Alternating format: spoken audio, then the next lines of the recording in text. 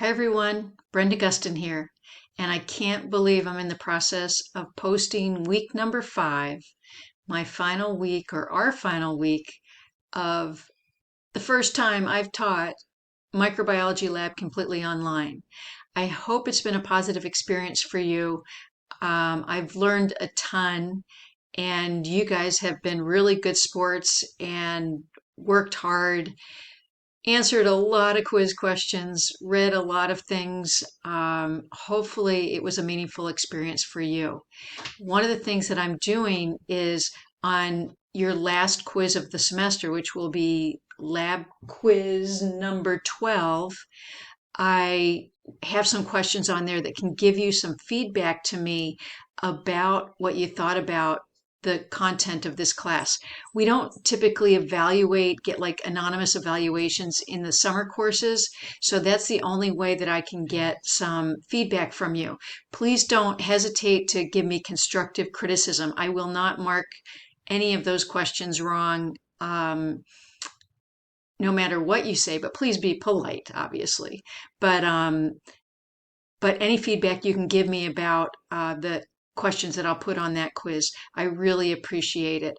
I will be teaching this online class in the fall, so talk to your friends about how it went for you and what it takes. And again, any feedback you have for me would be great. This week is a little bit different. But you can see that, well, not really different in the way that we're starting with the lab practical. The lab practical covers labs 7, 8, 9, and 10. And so make sure you review those handouts and take that lab practical. I would do that first.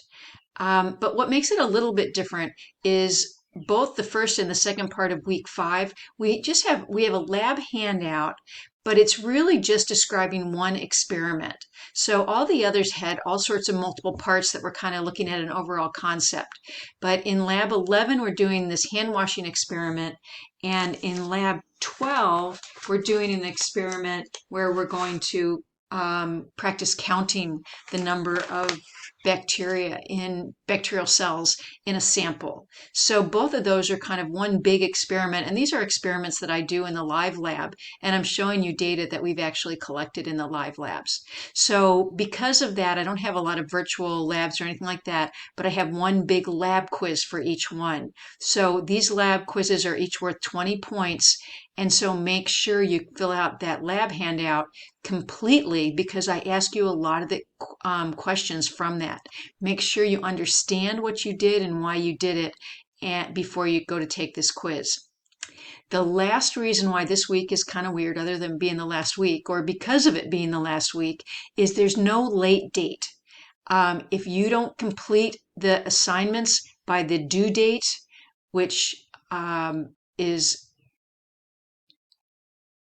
June 28th for the first part of the week and July 1st, I believe, July 1st for the second part of the week. If you don't have the second part of the week or all these assignments done by July 1st, you will not get any credit. So please get everything done.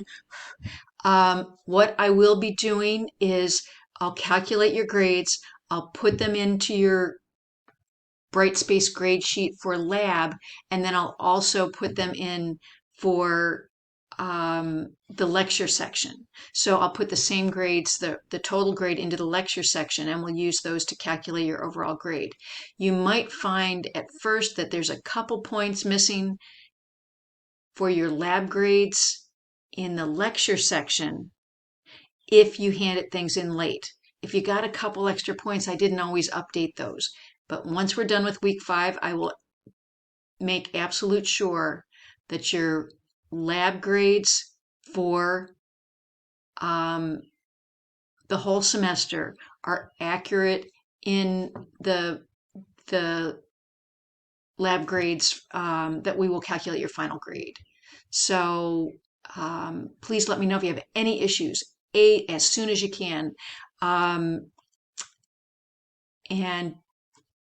you guys have been good sports. I appreciate having you in class, and I hope it was a meaningful experience. And take care and good luck on your next step in this whole process of whatever you're trying to accomplish. Take care.